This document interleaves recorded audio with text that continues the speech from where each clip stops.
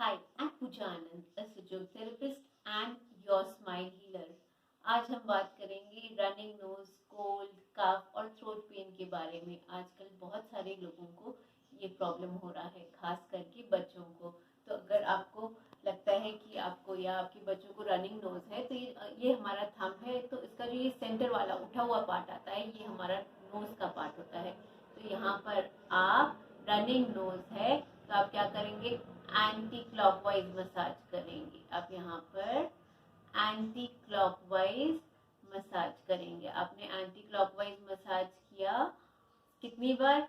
60 times आपने anti clockwise massage किया। फिर आप ये ब्लैक पेपर लेंगे। ब्लैक पेपर ये जहाँ पर हमने मसाज किया था वहां पर लगा देंगे।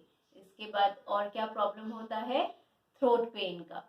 तो हम ब्लैक पेपर लेंगे, ब्लैक पेपर की 2 चेन इस तरीके से बनाएंगे और यहाँ पर हमने, ये हमारा थ्रोट का एरिया है और यहाँ पर हमने इस तरीके से ब्लैक पेपर लगा दिया। और फिर कोल्ड कफ कहाँ पर जमा होता है? हमारे लंग्स में। हमारे लंग्स का एरिया कहाँ आया? ये हमारी लाइफ लाइन के ऊपर। तो हमारे घर में लहसुन होता है, तो हमने लहसुन लेना है। लहसुन को इस यहाँ से सेंटर से कट कर देना है। तो जो उसका जूसी पार्ट होता है उसे स्किन में टच करना होता है। तो उसको हमने 2 पार्ट्स में वर्टिकली कट किया। जूसी पार्ट आउटर साइड है, तो उसको हमने हमारे स्किन के ऊपर चिपका दिया। तो ऐसे हमें रोज रात को करके सो जाना है।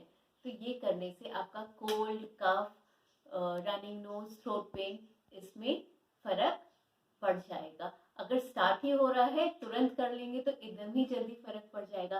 अगर काफी दिन हो गए हैं, कोल्ड कफ चल रहा है, तो इसे आप 15 to 20 डेज करना पड़ेगा। कुछ लोगों को गार्लिक नहीं सूट करता है, तो आप गार्लिक की जगह क्या लगा सकते हैं?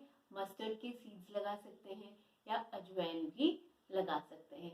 ये टिप बहुत ही इफेक्टिव है, तो इसे जरूर ट्राई करना और हमेशा मुस्कुराते रहना। Take care and keep smiling always.